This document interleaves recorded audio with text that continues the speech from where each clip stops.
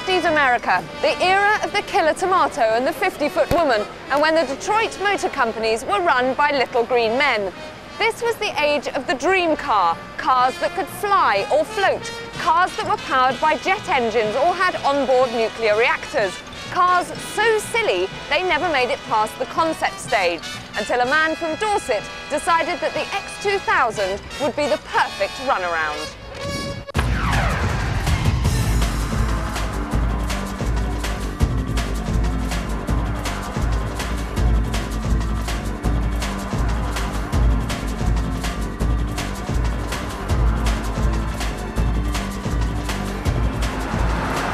Now, Andy, really, this car just begs the question, why? Why did you build it? Why did you spend how many months building it? It took 10 months to build, and I built it because it seemed such a shame that the car had been designed and all that effort gone into making the clay models and everything else, and yet the vehicle was never built full size. And although it would have been possibly a bit far-fetched for Mrs. Smith to have on her drive as an everyday car, it seemed a shame that it wasn't built, and I just decided to set myself a challenge and see if I could replicate a dream car, which is, as far as I know, no one's ever done before.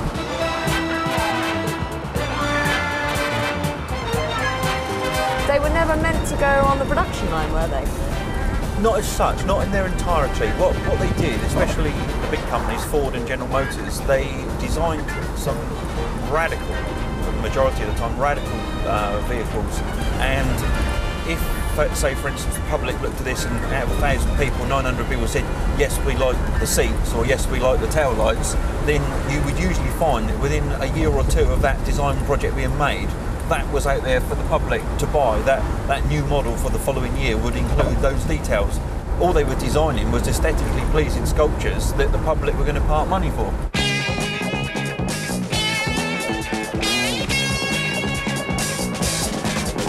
So this is just basically one big 3D jigsaw, isn't it?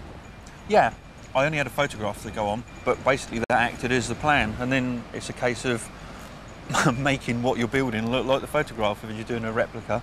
And presumably you can't just nip down to your local Ford dealer and say, I need a big coney thing like that. For a Ford X2000, no. So where do you start? The pods, they're made, they're steel.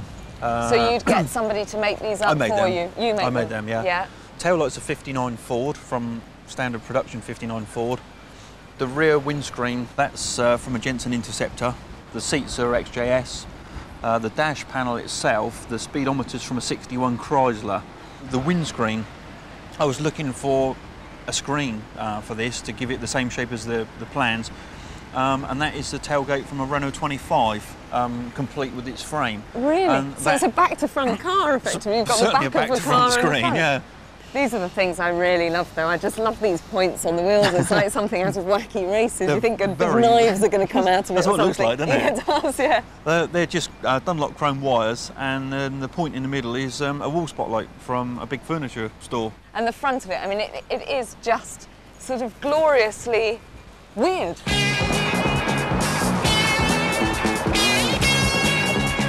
Of course, if we were in a 50s B movie, we'd have been kidnapped by aliens by now. You do realise that, don't you? It probably would have been, yes. I know.